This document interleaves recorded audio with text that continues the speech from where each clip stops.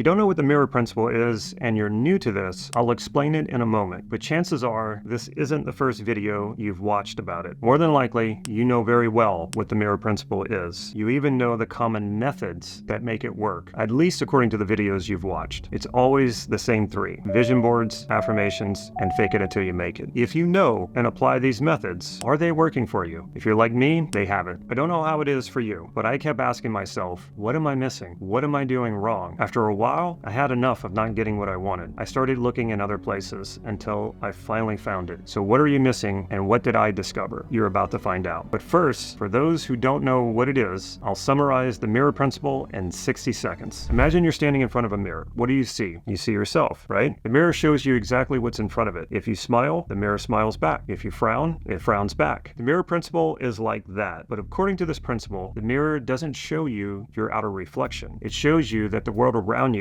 is a reflection of what's going on inside of you. For example, when you feel happy, you might also notice more good things happening around you. You connect with a gorgeous stranger and you find a $100 bill on the sidewalk. The world is smiling back at you because you're smiling at it. If you're feeling grumpy and only see the bad stuff, you might bump into more things that make you upset. Your car gets a flat tire and you lose your job. It's like the world is frowning back because you're frowning. The mirror principle reveals to us that how you feel on the inside can change how you see things outside of you. If you think positive thoughts and you believe good things will happen, you will see more good things around you. It's like being the artist of your own life and painting it with the colors of your thoughts and feelings. So if you want to see more smiles in the world, start by smiling more at the mirror. Sounds good, right? It's a beautiful metaphor. And that brings us to the first hidden truth. Metaphors are great for conveying powerful meanings. The word metaphor comes from the Greek word metaphora, which means to transfer. It's made up of two parts: meta, meaning over or across, and pherion, meaning to carry or to bear. So metaphor means to carry something over. It means transferring the meaning from one thing to another. So a metaphor takes qualities from one thing and applies them to another so that we see it in a different light. Metaphor delivers a powerful meaning by overlooking the literal differences between the two. For example, time is a thief. Doesn't mean time actually steals from you. It transfers the idea of stealing to how time takes away moments from our lives. The metaphor makes us understand and feel it in a deeper way. As a metaphor, the mirror principle delivers a powerful understanding. What it doesn't deliver is what all metaphors fail to deliver: the precise details of how. How do you leverage this powerful understanding? Metaphors leave out the crucial instructions. In other words, you already know that the world around you is a reflection of what's going on inside of you. You have that understanding. What you don't have is the knowledge of how to change what's on the inside of you so that the reality you're living in changes. So how do you change what's inside of you so that your life reflects that change? I'll explain how, but first, let's learn the second truth that you need to know. Let's say you understand the metaphor. You've done everything that's supposed to make the mirror principle work. You've done the vision boards, the affirmations, and fake it until you make it. Why hasn't your fortune changed? I know people who have been doing these things for years. They swear it works, but nothing has changed for them. They're so invested in the belief that it works that they're not willing to step back, assess, and try something else. Even positive beliefs can blind you to what's actually happening. I never got that far. It was obvious to me after a few months of trying each of these approaches that none of them worked for me. It would also take me several more years and 2 bouts of depression to finally discover what does work. The reason these approaches rarely work is because each one of them is a content-based strategy. What does that mean? Have you ever tried to cheer up a depressed person? Did you tell them how wonderful their life is and how they should be grateful for everything they have? Did it work? Not if they were actually depressed, it didn't. Why? You can try to change the content of your thoughts all you want, but if you don't change the structure, nothing will change. It's the structure of your thoughts that tells you what to believe more so than the content of your thoughts. The best way I can explain how to change the structure is to have you try it. Yes, you can experience what I'm talking about right now. Do you want to see how it works? Let's do this quick and simple exercise. Think of someone in your life who you trust. Not anyone, someone someone you trust well. The more you trust the person, the more you'll feel the difference. Chances are you saw an image of the person in your mind when you thought of them. Now, point to where you see that image. If you're new to this, what I just said sounds strange, doesn't it? Understand that even when you see images in your mind, they still have a location. The location of the image projected in your personal space. So when you see the image, point to it. It's likely somewhere out in front of you. If you have trouble seeing the image of the person you trust, it means it's still unconscious. You can ask yourself questions like, what color eyes does this person have? What color hair do they have?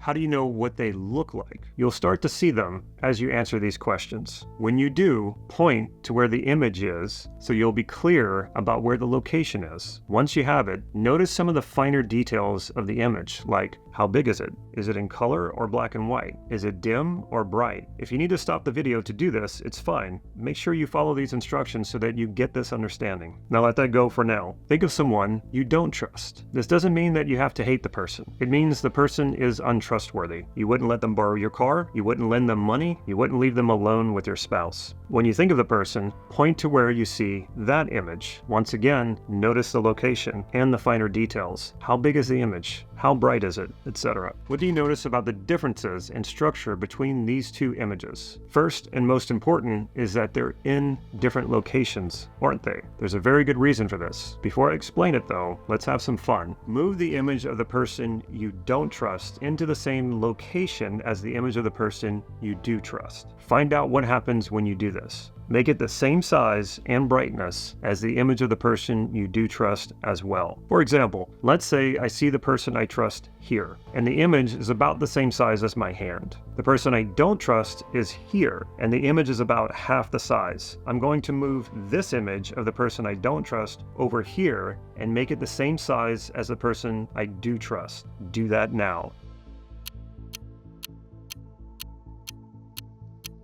What happened? Did the image of the person you don't trust snap back to its original location, or did it stay in the same location as the person you do trust? If it snapped back to its original location, this is what we call congruence or ecology. Some part of you resist allowing that person to inhabit that location. That location belongs to the people who you trust. This is how you know who to trust, because your unconscious has organized it this way. The content, meaning the image of the person you trust, doesn't tell you if the person is trustworthy. It's the structural elements telling you that. In this case, the location, more than anything else, is what communicates trust to you. This is how you know who to trust and who not to trust. If the image of the person you don't trust stays in the location of the person you do trust, how do you feel about them now? It's likely you feel more trusting toward them. Interesting, isn't it? Because this is someone you shouldn't trust. You don't want to leave them there. Move them back to their original location. This process is called mapping across. If you would like instructions on how to use it to make the impossible in your life possible, check the description below to get a free PDF. When you combine this process with the mirror principle, things are going to change for you. Let me know your results in the comments below. The more you understand the structure of your thinking, the more you can shape the reality you want to live in. You no longer have to fight with negativity anymore. All you need to do is restructure it, which is a lot easier. Fake it until you make it. Vision boards and affirmations will keep you snapping back to the reality you're trying to change. Like I said, trying to change how you feel about content is a lot harder than changing its structure. I know this is counterintuitive, and it's anything but obvious. But when something isn't working, it's time to try something different. The purpose of the mirror principle is not necessarily to follow along with your intuition. It's not about following your favorite YouTube guru either. It's also not to try to get popular self-help strategies to work when they don't work for you. Its purpose is to transform your life by transforming you. Not only is this something you can learn, it's something you can master. When you do, you will master your reality. Be careful about clinging to beliefs about popular self-help strategies. People tend to cling to those strategies because they're easy and they feel good. People also feel lost without them. But what's the point if they're not actually helping you get to where you want to go? When you learn to restructure your thinking and beliefs, it will be obvious how archaic those outdated strategies are. If you'd like to see me working with a client using structure rather than content, you'll definitely want to check out this next video. In it is a demonstration of me helping a client shift his identity.